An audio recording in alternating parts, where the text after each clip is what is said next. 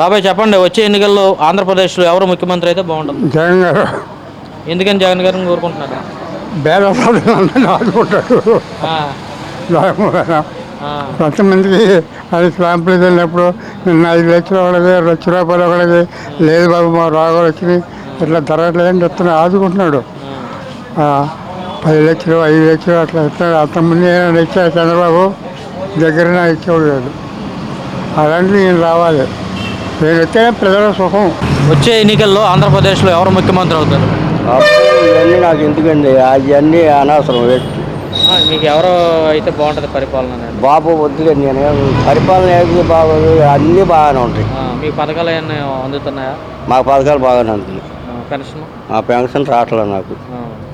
అంటే మీకు 60 ఇంకా రాలేదా? నాకు 57 ఉన్నాయి. అంటే మిగతా ఈ అమ్మ ఒడని, రైతు భరోసా అవి ఏం లేదు, మాకు పొలం లేదు, ఏం లేదు. ఇల్లు స్థలాలు ఇచ్చారా? అది మాకేమి ఇవ్వాల. అయితే ఉండేది నేను పోరంబాగులో, కానీ నాకేమి ఇల్లు ఏమి ఇవ్వాల. ఈ ప్రభుత్వంలో మీకు ఎటువంటి లబ్ధి చేకూరలా? అసలు ఏమి లేదు. అవి రాబోయే ఎన్నికల్లో మన రాష్ట్రంలో ఎవరు సీఎం అవుతారు? జగన్ గారే సీఎం అవ్వాలి. జగన్ గారు సీఎం అయితే లేబర్కి ప్రతిఫలాలు అంతేయండి. ఈ చంద్రబాబు వస్తే మనం ఇచ్చినవి కూడా లాక్కుంటాడు.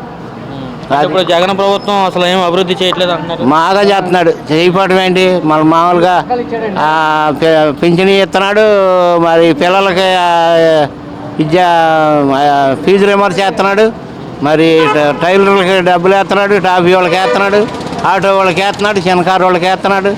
ఇళ్ల స్థలాలు అంటే నిత్యావసర ధరలు పెరిగిపోయినాయి. ధరలు పెరుగుతాయి. ధరలు ఎవడు చౌకగిచ్చాడు? ధరలు మనం పెరిగినాయి అనుకోవడానికి వాళ్ళు చౌకగిచ్చారా? ఆ గవర్నమెంట్లో వాళ్ళు చౌక ఇవ్వలేదు కదండి, వాళ్ళు పెంచారు.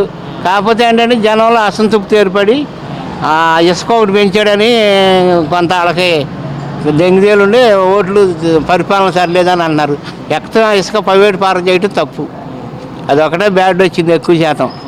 అది ఒక్కటి మటుకి అయితే టీడీపీ గవర్నమెంట్లో 500కి వచ్చింది ఇసుక. ఇప్పుడు ఈ గవర్నమెంట్లో 6 ఏళ్ళు 5 ఏళ్ళు అవుతుంది ట్రక్కు. అయితే పరిపాలన ఇందే బాగుంది, జగన్ గారిదే బాగుంది.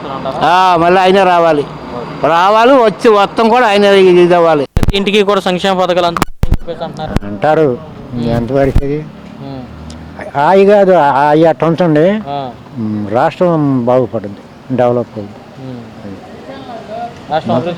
మా కష్టం మాకు తప్పదు, ఎవరు వచ్చినా ఆయన వస్తే తప్పదు, మాకు ఆయన వచ్చినా తప్పదు. ఆయన అయితే బాగుంటుందని మేము అనుకుంటున్నాం. అది